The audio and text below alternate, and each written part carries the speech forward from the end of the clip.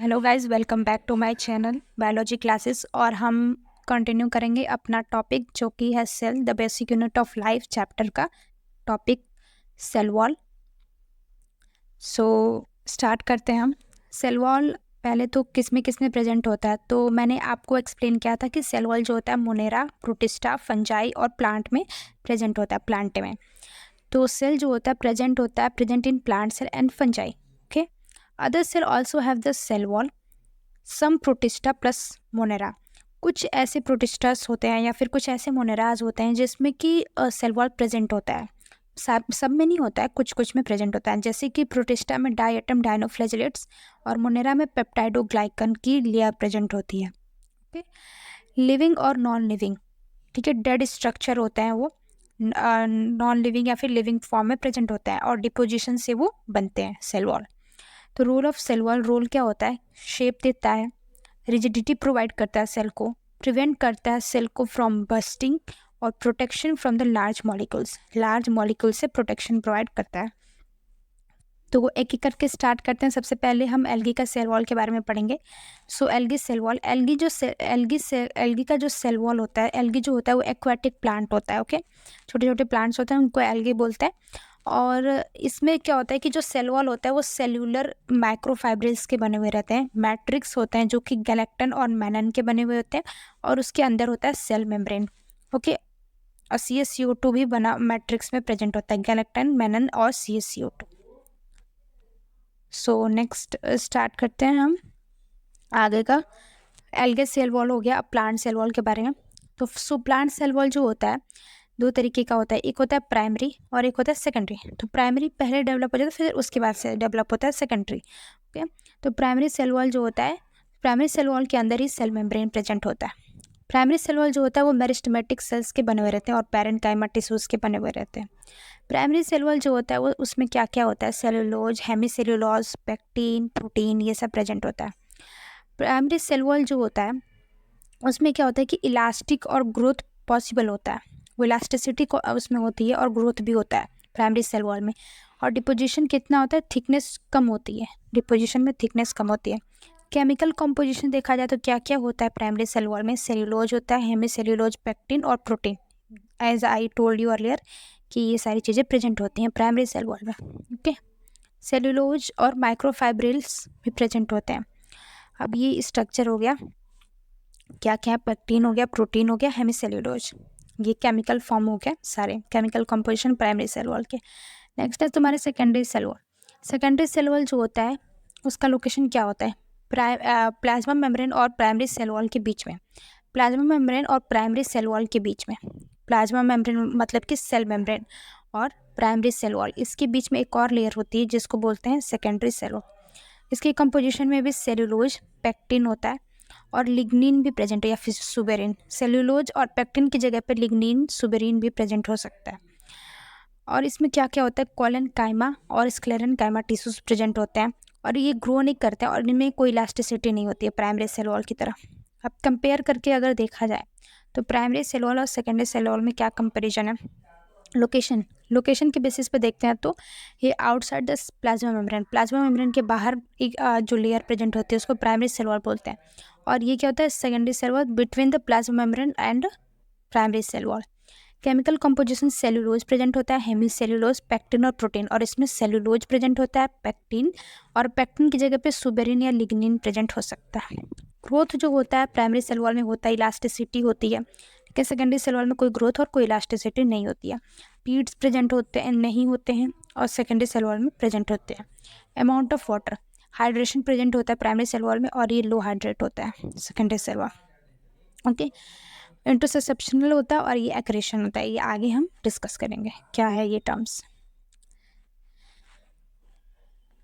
फिर उसके बाद मिडल लेमला क्या होता है कि एक कनेक्टिविटी होती है between the two cell walls, मतलब बिटवीन द टू सेल्स ये कनेक्टिविटी होती है जिसको हम लोग मतलब कॉज करते हैं, जिसको हम लोग मिडल लेमला बोलते हैं।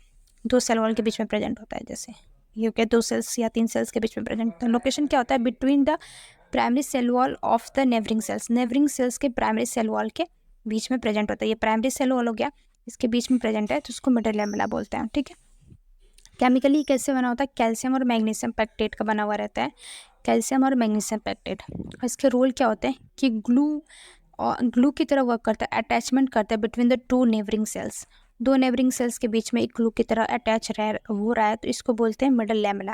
ओके, बायोटेक्नोलॉजिकल इसका क्या यूज है, तो फ्लेवर और सॉनेस, लॉन्ग लास्टिंग, मतलब टोमेटोज़ जो होते हैं इसी की वजह से लॉन्ग लास्ट करते हैं, और फ्लेवर वगैरह ये प्रोवाइड करता है। अगर मिडल लेमेला डाइजेस्ट हो जाता है तो जो सेल होता है वो अर्ली राइपन हो जाता है, यही मिडल लेमेला अगर डाइजेस्ट हो गया तो मतलब कि कैल्शियम और मैग्नीशियम पेक्टेट यानी हार्डनेस जो होता है वो डाइजेस्ट हो जाता है, जिसकी वजह से अर्ली राइपनिंग होती है by the help of the enzyme polygalactose, enzyme की वजह से। अब एंडोमेम्ब्रेन सिस्टम क्या है, एंडोमेम्ब्रेन सिस्टम मतलब कि all membrane bound organelles made up of lipid and bilayer, जो सारे हमारे मेम्ब्रेन बाउंड ऑर्गेनेल्स होते हैं वो किसके बने रहते हैं, लिपिड बाइलेयर के बने रहते हैं, लिपिड जो कि 2 लेयर्स में प्रेजेंट होता है। Endomembrane system organelles with membrane, endomembrane system किसका बना हुआ रहता है, जो कि ऑर्गेनेल्स होते हैं जो कि मेम्ब्रेन के साथ प्रेजेंट हो और वो वर्क करे एक कोऑर्डिनेशन में, उसी को हम लोग क्या बोलते हैं, एंडोमेम्ब्रेन सिस्टम।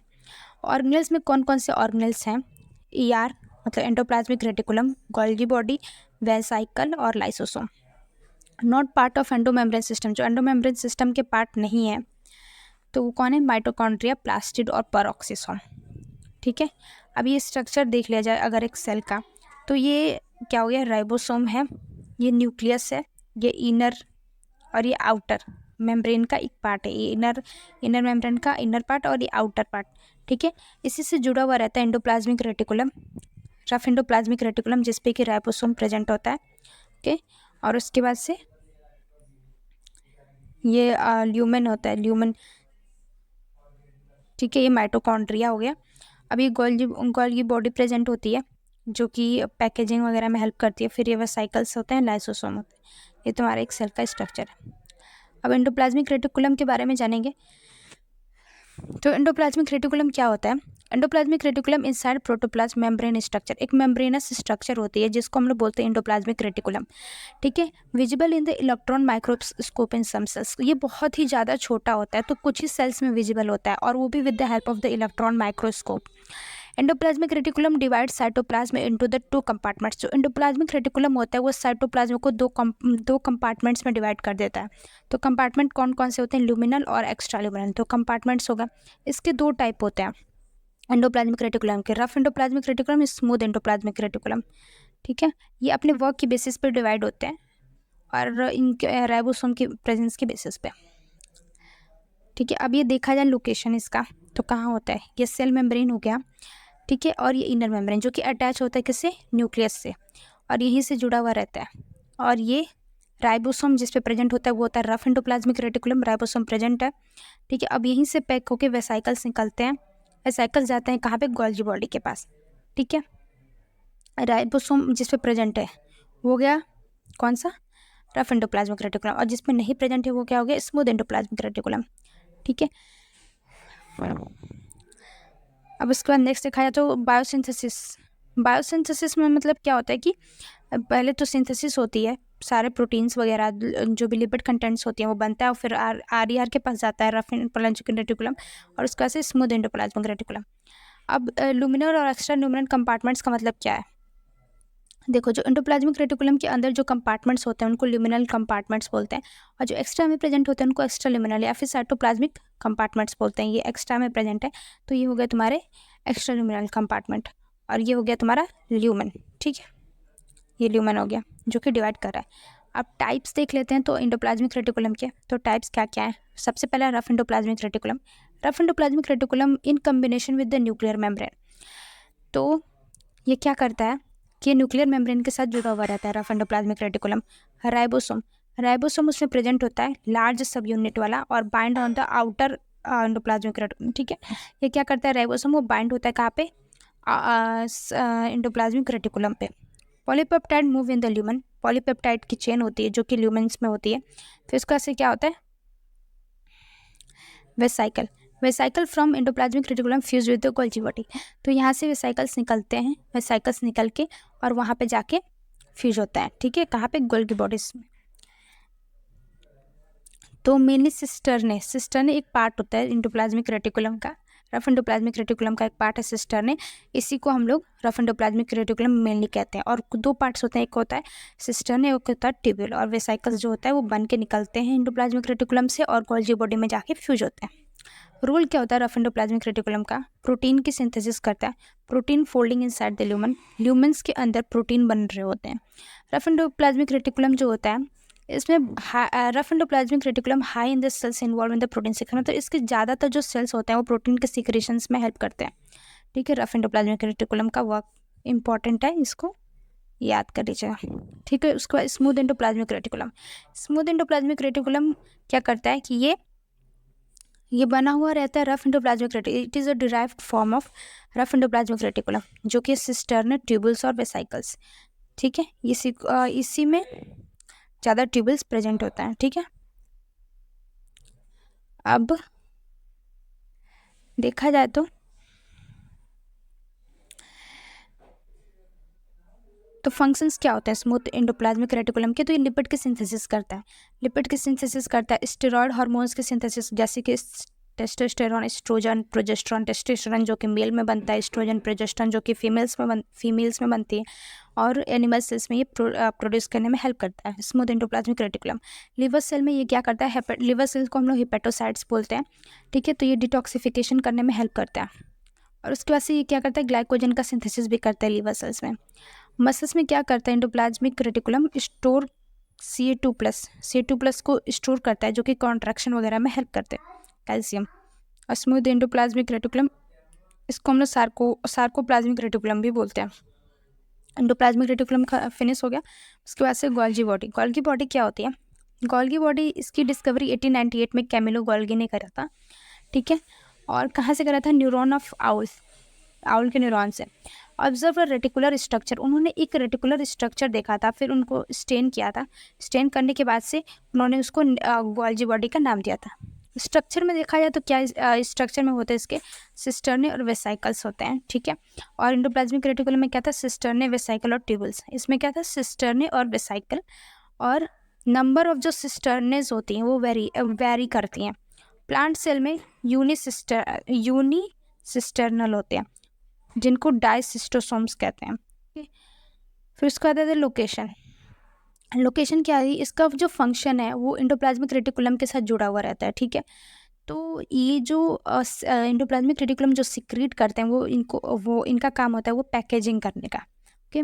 तो इसका फंक्शन क्या है? Function along with endoplasmic reticulum, so location close to the nucleus. So इनका भी लोकेशन क्या है? क्लोज टू द न्यूक्लियस ही है, ठीक है। जैसे एंडोप्लाज्मिक रेटिकुलम हो गया तो इसने वेसाइकल्स बनाए, वेसाइकल्स फिर गोल्जी बॉडी में आ गए। तो ये गोल्जी बॉडी के दो पार्ट्स होते हैं, एक होता है सिस पार्ट, जो कि रिसीव करता है, ठीक है, जो कि न्यूक्लियस के टुवर्ड फेस रहता है उसका, ठीक है। उसका बाद दूसरा पार्ट जो कि ये है, ये क्या है? ट्रांस जो कि कॉनकेव होता है, जो कि मैच्योरिंग, यहाँ पे मैच्योरेशन हो रहा होता है, जो वेसाइकल्स होते हैं वो मैच्योर हो रहे होते हैं, ठीक है। और यहीं से वो निकलते हैं, ठीक है। और ये सिक्रेशन हो रहा होता है यहीं से गोल्जी बॉडी से। रोल ऑफ गोल्जी बॉडी का रोल क्या होता है? मॉडिफिकेशन। जैसे मान लो कि प्रोटीन बन रहा है रफ एंडोप्लाज्मिक रेटिकुलम से और लिपिड बन रहा है स्मूथ एंडोप्लाज्मिक रेटिकुलम से, तो प्रोटीन को ये कन्वर्ट करते हैं किसमें? ग्लाइकोप्रोटीन में, और लिपिड को ग्लाइकोलिपिड में। तो मॉडिफिकेशन ही कर रहा है ना, तो उसको ऐसे था गोल्जी बॉडी क्या करता है? सिंथेसिस करता है ग्लाइकोप्रोटीन और ग्लाइकोलिपिड, यही पॉइंट है, सेम पॉइंट। लाइसोसोम का फॉर्मेशन करता है, और sorting of vesicles, final destination inside cell और आउटसाइड सेल, ठीक है। वेसाइकल्स को सॉर्टिंग करता है कि वो कहाँ जाएंगे, इनसाइड सेल में रहेंगे या फिर आउटसाइड जाएंगे सेल के। एक्स्ट्रा रोल क्या करता है कि ये इंपॉर्टेंट है, स्पर्म के हेड का, जो कि एक्रोसोम, स्पर्म हेड एक्रोसोम का फॉर्मेशन करता है गोल्जी बॉडी में, ठीक है। स्पर्म के हेड का फॉर्मेशन करता है। Middle lamella produce by Golgi body, जो मिडल लेमला होता है प्लांट्स में वो गोल्जी बॉडी की हेल्प से ही बनता है, ठीक है। एंडोप्लाज्मिक रेटिकुलम और गोल्जी बॉडी का डिफरेंस देख ले तो एंडोप्लाज्मिक रेटिकुलम जो होता है वो सिंथेसिस करता है प्रोटीन और लिपिड का। गोल्जी बॉडी जो होता है वो मॉडिफिकेशन कर रहा होता है प्रोटीन और लिपिड का, जैसे कि ग्लाइकोप्रोटीन और ग्लाइकोलिपिड, ठीक है। इसमें गोल्जी बॉडी में कौन कौन से पार्ट होता है? सिस्टर्ने और वेसाइकल्स। एंडोप्लाज्मिक रेटिकुलम में ट्यूबुल्स, सिस्टर्ने और वेसाइकल्स होते हैं। इसकी जो पोलैरिटी होती है, फिक्स पोलैरिटी होती है, सिस और ट्रांस फेस होता है। इसमें 2 फेस होता है, बताया था आपको, ट्रांस और सिस फेस। नेक्स्ट है लाइसोसोम। लाइसोसोम को हम लोग क्या बोलते हैं, सुसाइडल बैग, सुसाइडल बैग भी बोलते हैं इसको। और इसका लोकेशन क्या होता है, vesicle type structure having enzymes close to the Golgi body, Golgi body से निकलता है तो ये क्लोज होता है गोल्जी बॉडी के, और वेसाइकल टाइप स्ट्रक्चर होता है। ये ज़्यादातर कहाँ पाया जाता है, more found in those cells which perform the intracellular digestion, जिसमें इंट्रासेलुलर डाइजेशन होता है वहाँ पे ये ज़्यादातर पाया जाता है, जैसे कि मैक्रोफेजेस जो अपने सेल्स को खुद डाइजेस्ट कर लेते हैं हार्मफुल वेस्ट वगैरह मटेरियल्स को, ठीक है। तो इसीलिए इसको सुसाइडल बैग कहते हैं। इसका स्ट्रक्चर क्या है, लिपिड मेम्ब्रेन, लिपिड की मेम्ब्रेन होती है, उसके अंदर एंजाइम्स होते हैं और पीएच इसका 4 होता है। ओके, एंजाइम्स में हाइड्रोलिटिक एंजाइम्स होते हैं, डाइजेस्टिव एंजाइम्स होते हैं जो कि एसिडिक पीएच पे वर्क करता है, इसलिए इसका पीएच 4 है। इसमें हाइड्रोलेजेस होते हैं, हाइड्रोलेजेस एंजाइम, ओके, ठीक है। अब प्राइमरी लाइसोसोम है, फिर वो कन्वर्ट होगा सेकेंडरी लाइसोसोम में, फिर यहाँ पे क्या होगा, डाइजेशन होगा, फिर रेजिडुअल बॉडीज निकलेंगे, डाइजेशन कंप्लीट हो गया। ये पूरा प्रोसेस इसका होता है। इसके पॉइंट्स देख लेते हैं, 3 पॉइंट्स हैं। Vesicles with enzymes, hydrolase enzymes होते हैं जैसे कि कार्बोहाइड्रेट, लाइपेज, प्रोटीज, डीएनएच, ये सारे प्रेजेंट होते हैं लाइसोसोम में। पीएच 4 होता है जो कि एक्टिव होते हैं, ये जो एंजाइम्स होते हैं वो एक्टिव होते हैं लो पीएच पे। और ये कहाँ से बनता है, लाइसोसोम गोल्जी बॉडी से बनता है। So polymorphism, more than one type of shape, इसका जो शेप होता है वेरी करता है, एक से ज़्यादा शेप ये शो कर सकता है। प्राइमरी लाइसोसोम बनता है, फिर सेकेंडरी लाइसोसोम बनता है, तो टर्शियरी लाइसोसोम भी बनता है इसके स्ट्रक्चर की बेसिस पे। इंट्रासेलुलर डाइजेशन होता है, वो अपने सेल्स को खुद डाइजेस्ट कर लेता है, इसलिए इसको सुसाइडल बैग कहते हैं। Recycling of old cells, old organelles को रिसाइकल करता है, ठीक है। नेक्स्ट है वैक्यूल्स। तो वैक्यूल्स का स्ट्रक्चर क्या होता है, मेम्ब्रेन बाउंड स्ट्रक्चर होते हैं और ये स्टोरेज, एक्सक्रीशन और सिक्रीशंस में हेल्प करते हैं। टाइप ऑफ वैक्यूल्स, वैक्यूल्स के बहुत सारे टाइप्स होते हैं जैसे कि gas vacuoles, SAP vacuoles, contractile vacuoles, food vacuole. तो ये जो सैप गैस वैक्यूल्स होते हैं ये बैक्टीरिया में बस प्रेजेंट होते हैं, साइनोबैक्टीरिया और ग्रीन सल्फर बैक्टीरिया जो हो गए उनमें प्रेजेंट होते हैं। और बाकी सारे वैक्यूल्स जो होते हैं यूकैरियोटिक सेल्स में, एनिमल सेल, प्लांट सेल्स में प्रेजेंट होते हैं, ठीक है। एग्जाम्पल्स में तुम्हारा सैप वैक्यूल्स में देख लिया जाए तो वो बने हुए रहते हैं वाटर और एंड्स के। इनका लोकेशन क्या है, प्लांट सेल्स, 90% वॉल्यूम ऑक्यूपाई करके रखते हैं sap vacuoles in plant cells. And membrane is known as the tonoplasm, tonoplasm का इनका मेम्ब्रेन होता है पूरा। Channel and pump present in the tonoplast, tonoplast पे पंप और चैनल्स प्रेजेंट होते हैं। आयंस एक्टिवली और पैसिवली जो होता है वो प्रेजेंट होता है वैक्यूल्स में। Inside vacuoles the ionic concentration is high, hypertonic concentration होता है वैक्यूल्स के अंदर। और ये हो गया इसका स्ट्रक्चर, ये पंप प्रेजेंट है साइटोप्लाज्म में, वैक्यूल्स के अंदर ये सैप वैक्यूल हो गया पूरा, ठीक है, और चैनल्स प्रेजेंट होते हैं। फिर आता है फूड वैक्यूल्स। फूड वैक्यूल्स क्या होता है, एमीमा में प्रेजेंट होता है और माइक्रोफेजेस में। Food vacuoles produce by the endocytosis fuse with the lysosome, lysosome से फ्यूज होकर एंडोसाइटोसिस जब होता है तो वो बनता है फूड वैक्यूल्स। जैसे कि एमीबा जो इनगल्फिंग करता है फूड पार्टिकल्स को, उसको बोलते हैं food vacuoles. Contractile vacuoles, contractile क्या होता है, present on the fresh water, protista में प्रेजेंट होता है जैसे कि एमीबा और यूग्लिना हो गया। इसमें fresh water cell absorb excess water, जो फ्रेश वाटर जो सेल्स होते हैं वो एब्जॉर्ब करते हैं एक्सेस वाटर, यही एमीबा में जो होता है कॉन्ट्रैक्टाइल वैक्यूल्स प्रेजेंट होते हैं। okay, so we are done with the cell wall and membrane, cell wall and organelles I think of the cell। और हम नेक्स्ट कवर करेंगे आगे फर्दर का टॉपिक्स जैसे कि माइटोकॉन्ड्रिया वगैरह बचा हुआ है, तो we will cover it in the later videos. And thank you so much for watching my videos. Do like, comment and share and subscribe to my channel, and thank you so much.